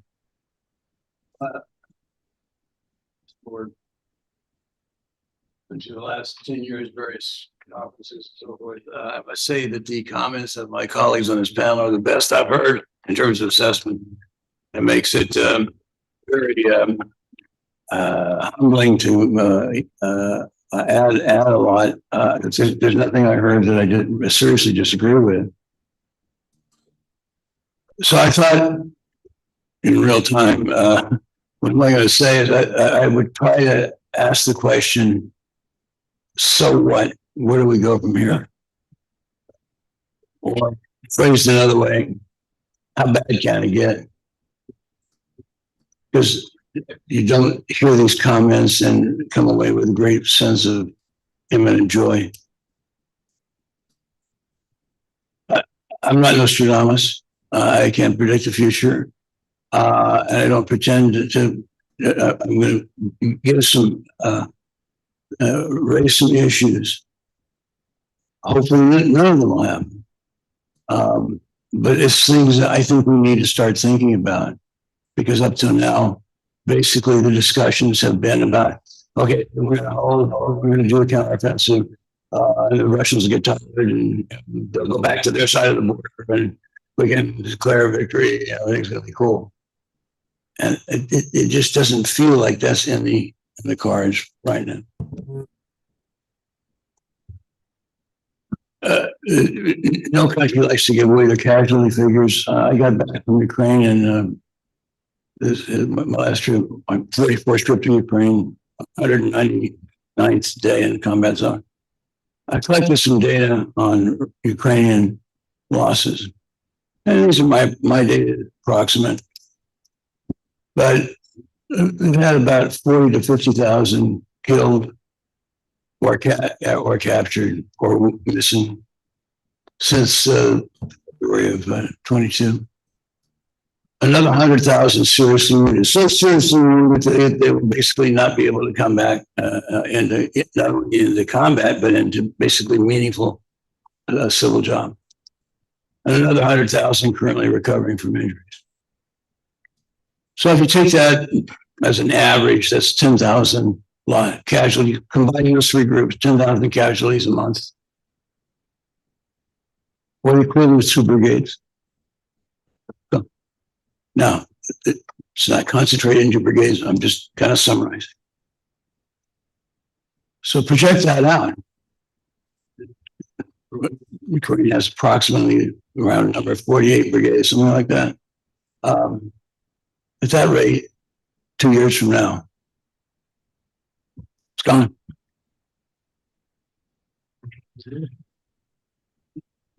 We've talked about the need to change the manpower system. You go into a disco or a bar on a Friday, Saturday night in Kiev, or one of the larger cities, full of young men, 18 to 24. In Western armies, they'd be serving. They'd be trained extensively and then be serving. That's not the case in Ukraine. There are some young people who volunteered, but in terms of being drafted, no. It's an enormous manpower pool. I don't think the Ukrainian military can survive without it. And yet, when we talk to people inside the administration, at the political level, which didn't really get raised this morning, Zelensky has a constituency, and some of his strongest supporters are young people. They're guys who don't want to get drafted. And he's been reluctant to put them in the pool. The issue of the question was asked this morning and again was not answered. What's going on with the reorganization, firing Zelensky, moving to, it's literally not just taking him out, but moving a whole group out, bringing another group in, and it really hasn't been answered. It hasn't been answered by Ukrainians, by Ukrainian officials. Oh yeah, well,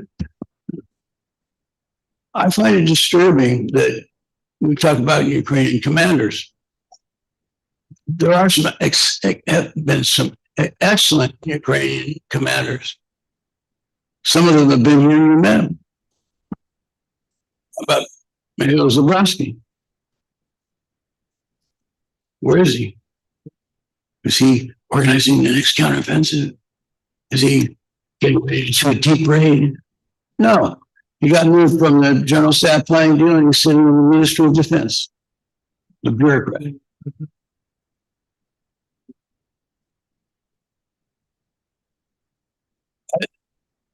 If one looks at holding that front, the front is getting stretched daily. So yes, Russians threw some people, some meat into particularly south of Kharkiv. They got ground up. Take some, lose some. Now moves to the north side of Kharkiv. Now you look, there's equivalent of 3 or 4 or 5 brigade elements somewhere on the axis of course, on the old Kursk-Minsk highway, some of them somewhat back. That's 4 or 5 brigades worth of stuff. And maybe a Ukrainian brigade right now holding the Sumy, maybe a couple battalions north of that. The line is getting stretched. The Russians have put troops into Belarus, and there's talk about it. The Russian Belarus drop down from western Belarus and try and cut the supply line from Poland. Whether or not that's true or not, or even plausible, the extent that prudent military planners need to take into account, you're stretching your available force.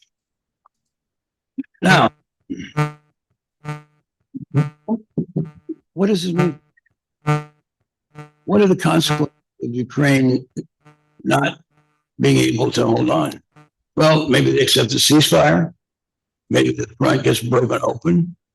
Russians drive as far as the Dnipro. At some point, okay, the Russians basically have achieved what they want. They can declare, okay, we're doing a unilateral ceasefire, but the Ukrainians can't fight back. We got what we want. What's the meaning for NATO?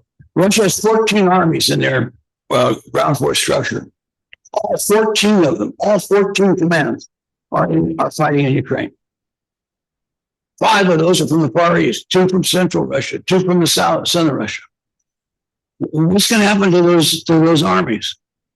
Well, Russians have already said they're planning on signing once this conflict ends, one way or the other.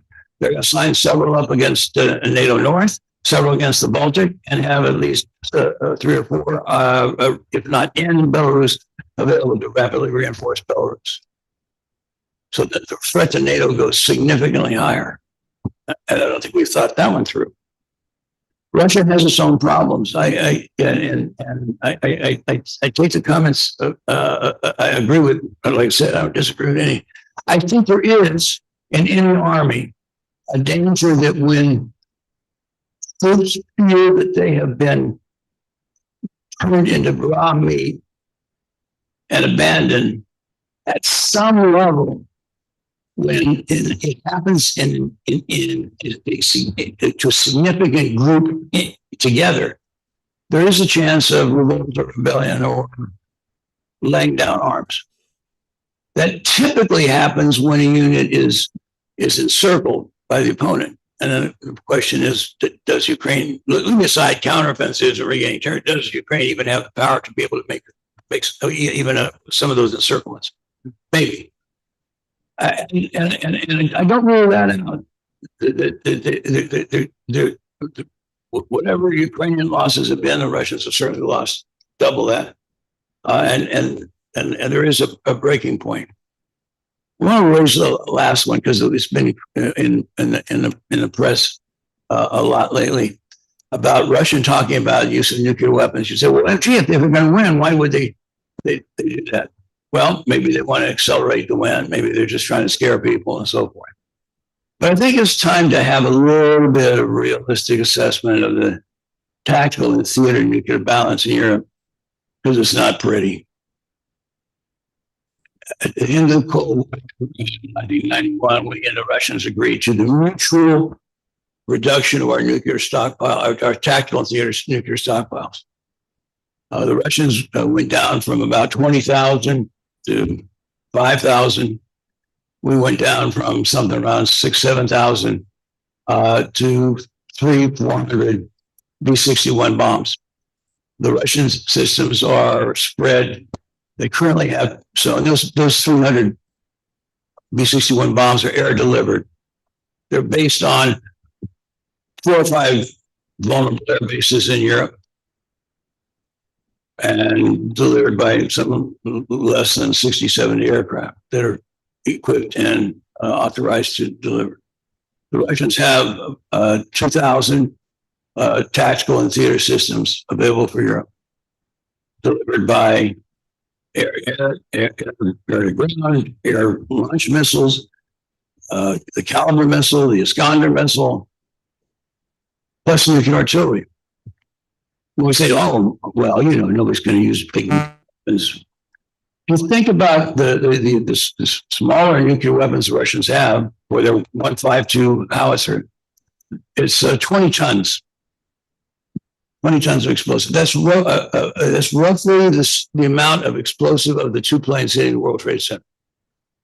So you can use low yield tactical nuclear weapons and not end the world. Now, there's always the danger of escalation, but they are, and without creating huge radiation belts and so forth.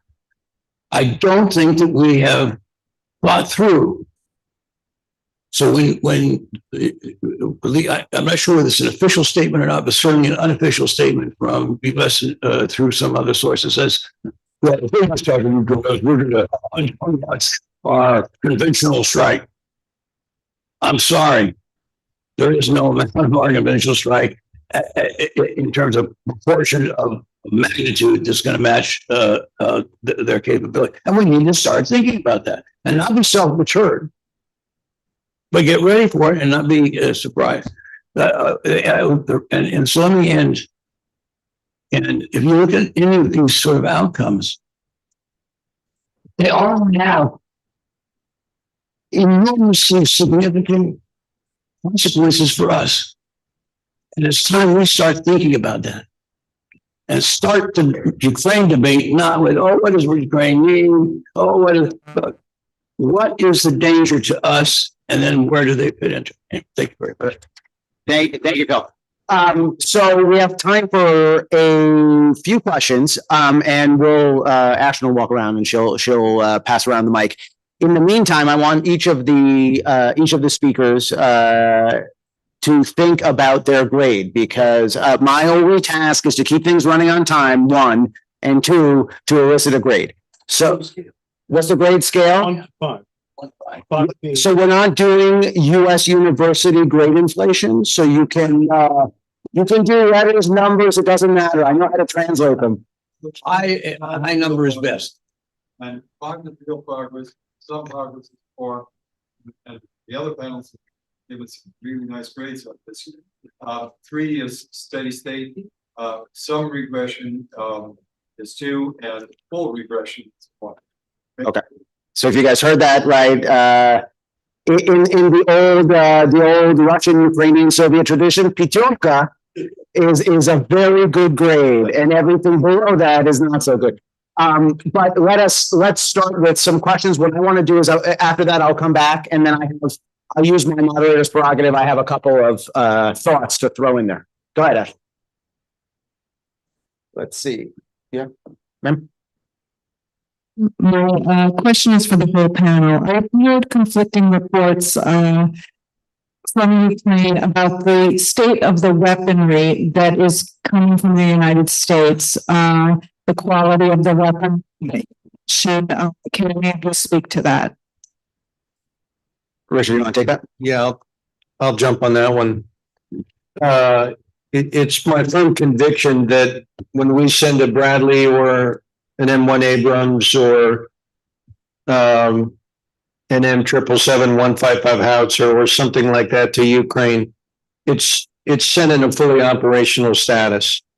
Now, the difficulty is that when you get in the field, if your maintenance system, and not just at the operator level, but sort of also at the higher unit level and the depot level, if it hasn't been thoroughly trained in how to maintain that equipment, and American equipment is complicated, unlike in many ways Russian equipment.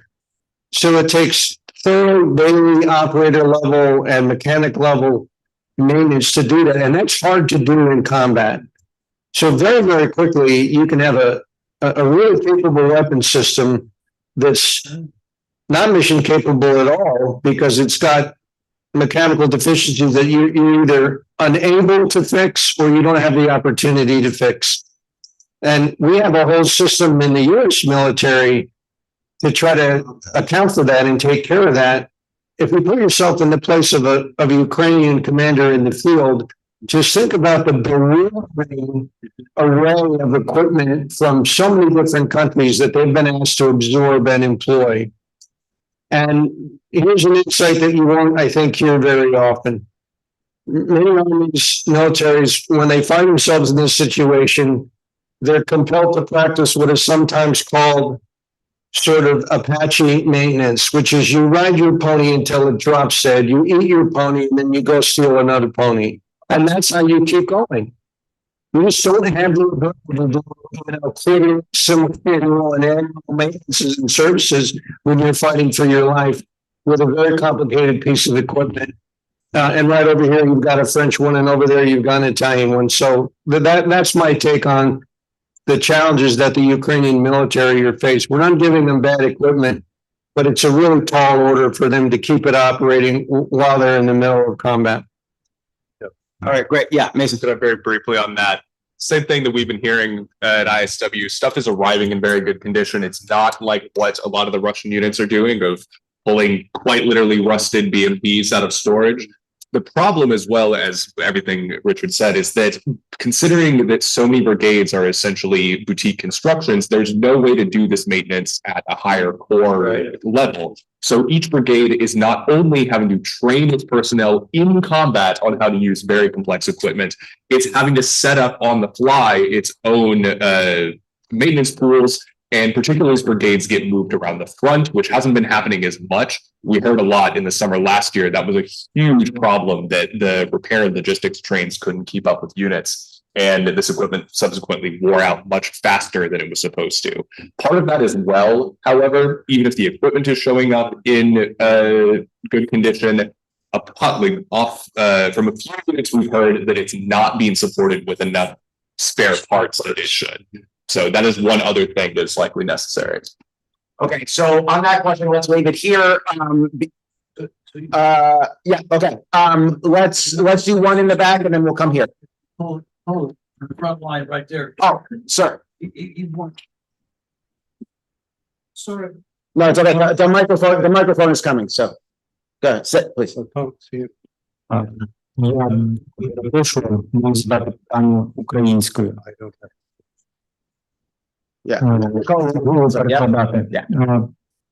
Ви говорите про те, що техніка надається в достатньо якісному стані, і проблема в тому неправильному використанні, неправильне застосування. Конкретно я отримав техніку Бредлі, і по всіх Бредлі, які надійшли у березні 23-го року, відразу могло вступити більше 20%. Ми ремонтували її 2 місяці за повним дефіциту деталей.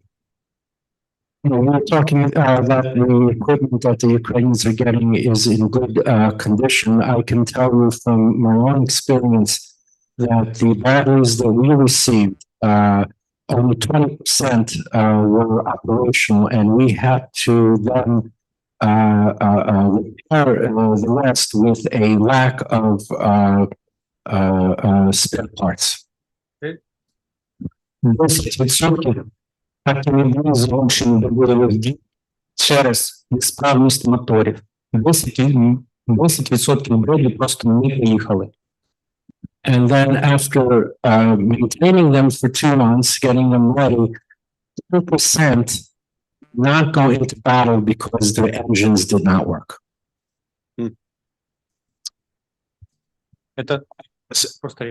That's my comment. Yeah. No, thank you. We also mentioned about the taking off of the reactive armor and the toe. The toe launcher and reactive armor. This is really important. Американська сторона не встигла дати нам реактивну броню і йшли в наступ без реактивної броні, що призвело до величезних втрат техніці. Щодо систем ТО, через те, що більшість генераторів мали більше 10 років вислуги, нам довелося спалювати моторівські акумулятори, що хоч якось працювали башти. Тобто не завжди, і через це ми коректно працювали з системою ТО-2.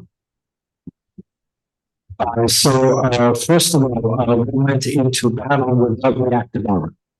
There was no reactive armor on the batteries that we received. And second of all, regarding the tow, most of the batteries we received, their batteries were 10 years plus.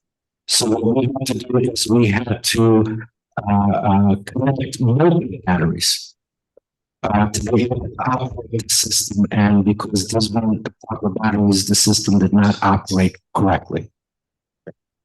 Thank you. Let's leave that there. Walter, did you? Personally, I also have heard a lot on the land side, and that's given you the Phil approach to everything. I actually wanted someone to talk about, and I feel bad that Glenn Howard is not here. I wanted to talk about the naval accomplishments and the air accomplishments. I haven't heard anybody, so I'm going to ask the question. And you folks now add just a little bit about the naval accomplishments and the air accomplishments, because they have been rather remarkable. Walter, I don't think you're listening to me. I would. Well, I'll read it again. I'll read it again. You agree with me? You did well with that. I'm hoping that the rest of I mean, we're talking about Bradley, whether they work or not. Yeah. I mean, that's nice, but we're also, there are other things that we have not covered, that they should be part of the great. Sorry. And Richard, you were doing your job. That's what I'm saying. you want me to go over it again, or? Yes. Okay, so. And Mason did it as well. Sorry. Yeah, so the Ukrainian Navy, as I mentioned previously, it doesn't really have any surface vessels to speak of, or submarines, because they were all either sunk or taken over by the Russians when they took Crimea in 2014. What they've done is they have really pioneered the use of uncrewed, we now say uncrewed surface vessels, as well as the Neptune and some other anti-ship missile technology like that to an astonishing degree. So fully 1/3 of the Black Sea fleet has either been destroyed outright, including the flagship, or it's been so badly damaged that it's A, not in use, and B, may never be able to be repaired. An interesting kind of sidelight is what we see is when Russian ships are struck in the Black Sea, the Russian sailors can't wait to get off the ship. In most Western navies and the American Navy for sure, the focus is on saving the ship, on damage control. So the saying is kind of ship then shipmate then yourself. So we're not seeing that in the Russian Navy, which suggests that the state of training and discipline, which is perhaps not so high. But everyone, I think, in navies around the world is now rethinking how you do maritime operations in littoral or coastal waters, because land-based anti-ship missiles, and now we're going to be seeing uncrewed submersible vehicles as well that are going to put these surface fleets at great risk if you're anywhere within range of a coastal area. And that's been a striking development that everyone's paying attention to. You can't overstate the performance of the Ukrainian Navy, given the limitations that they operate under. It's been truly remarkable. Yeah, go ahead, James. Walter, I will apologize in any case, because I did in fact write 2 sentences which I neglected to read on this point. So read them now. Using terms, so I said Ukraine's own efforts with indigenous capabilities of various kinds have been stunning. And what I would add is that they have, in many respects, rewritten the rule book about future war and how war is to be fought. Simplistic it might be, but in the main, it's correct that Ukraine has substantially wounded a major naval power, despite the fact that it does not possess a proper navy. Right. Now, okay. Now, add to that, though, all for good and ill, all of these efforts that we praise and that I neglected to single out and praise have been examples of asymmetrical operations in all respects. That is, of course, very positive. there is a negative in that what is often missing in these operations, and it goes back to my earlier point about operational level thinking, is that they are not always integrated into other things going on, primarily the primary ground battle. But I would even qualify that by saying that the Ukraine's efforts with drones and missiles and special operations forces in Crimea, in the Kerch Straits, has substantially degraded the capabilities Russia requires to accomplish its objectives in southern Ukraine, in Kherson, and elsewhere. So we would be looking at a far more dire picture if these activities were not taking place. And to me, the most impressive thing, but it's classically Ukrainian, is that both the heads of the SBU, the security services, and of course, military intelligence have acknowledged the other does stuff, we do things, they do things, and it doesn't bother us. We don't need to control it all. It's fine. We each do what we do best in this area, and we complement ourselves. All right. That's what I would say. We're getting the hook. So, a couple of, no, come on. You know me. We'll talk later.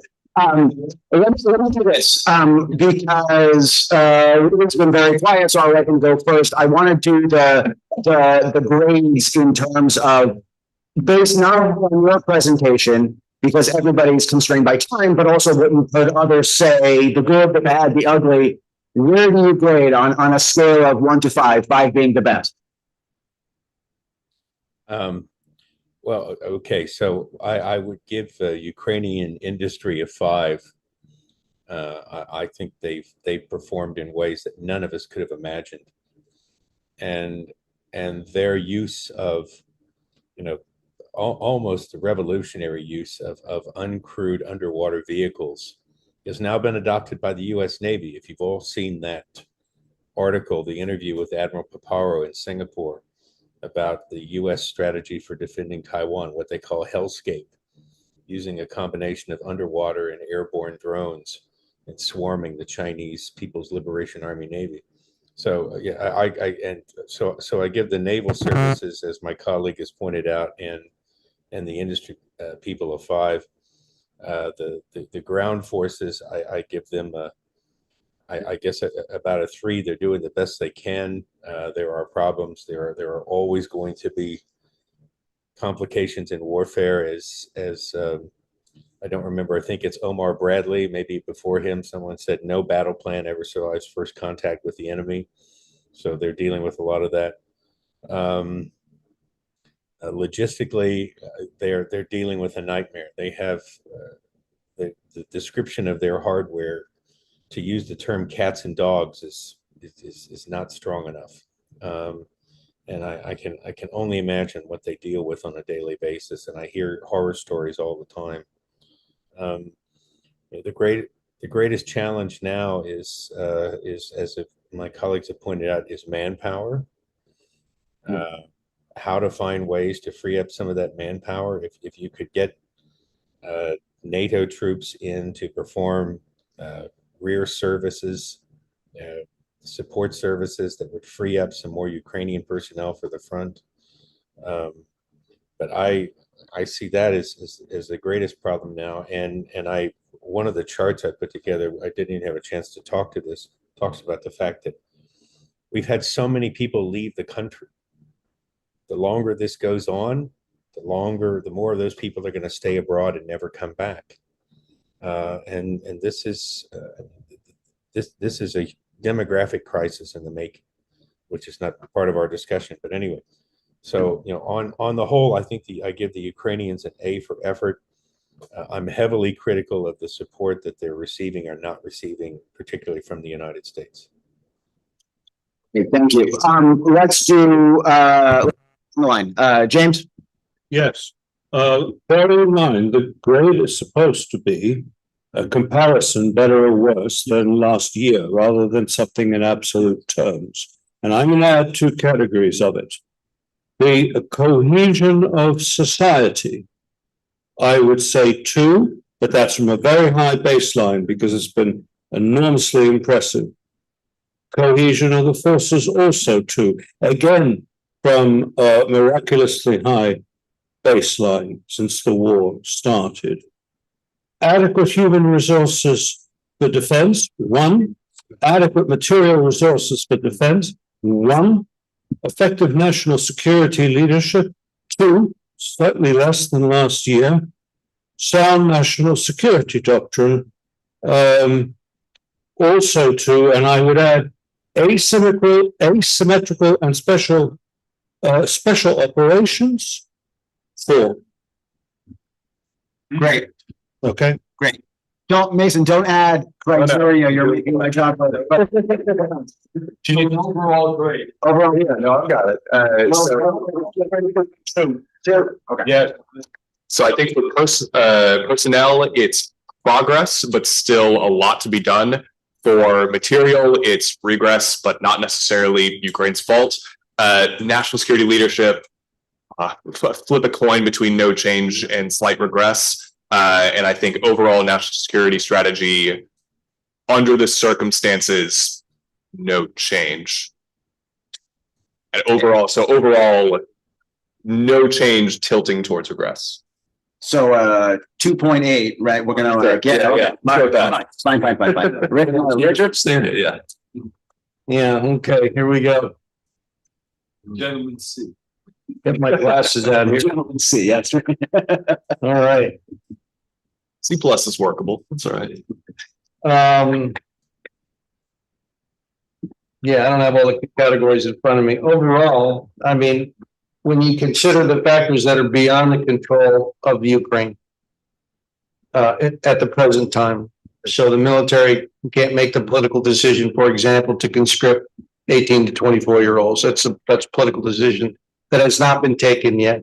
So they suffered very high casualties, a lot of attrition of material as well, severe ammunition shortages, an artillery overmatch of something like 10-1, an air power overmatch of something like 10-1. And the basis of all of those factors, I mean, I would give the Ukrainian national security enterprise, I believe, B+ A- for how they managed to carry on, given all of those factors. Okay. And Bill? Well, to me, the grade is survival of the country. And I think that this over the last year, it's been basically a C-. I think it is the survival of the country is challenged, and I would, unless things dramatically change, I think it's headed to a D. And if I may just make a comment to Walter,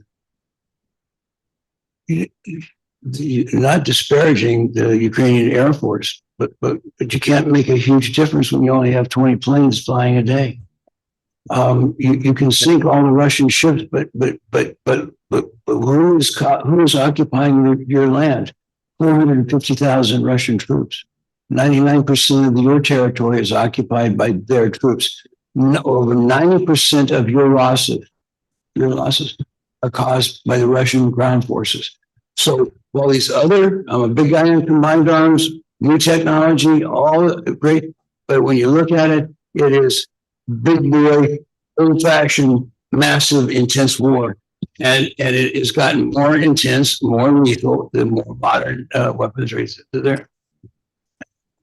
So let me go. Not that anybody asked me for my grade, right? But I've been listening intently, and the one thing that I haven't heard, right? Literally nobody talked about this, is the end state grand strategy plan, right? And sometimes we find inspiration in the silliest places. So I at home I'm studiously anti-intellectual, and so let me pull out a phrase from the reality show Survivor, right? Do you guys know what the tagline of Survivor is? Outwit, outplay, outlast, right? That's the tagline of Survivor. Ukraine is only doing the last thing. Ukraine is not doing outwitting or outplaying, right? And part of that function is what we started with at this sort of on this panel, which is that this is not a bilateral conflict. This is a conflict where if we're doing grading, the tutors leave something to be desired, right? There is a situation where it's very clear that this administration does not want Ukraine to lose, but as I think Richard said, really doesn't want it to win either. And this is a lesson that other people are drawing. It's a lesson that we're drawing in the Middle East. It's a lesson that we're drawing into Indo-Pacific. And it's a very, very dangerous lesson, because where we end up is a situation where the United States provided $120 billion and we didn't change the game. And for US national security purposes, that's a fatal blow. So on that morose note, we're over time. So thank you guys. This has been terrific. Thank you so much. And although you might think of small things, we lose Georgia. Yeah. I agree. I agree with that. Reuben, thank you. Thank you, guys. Thank you. Good to see all of you. Why?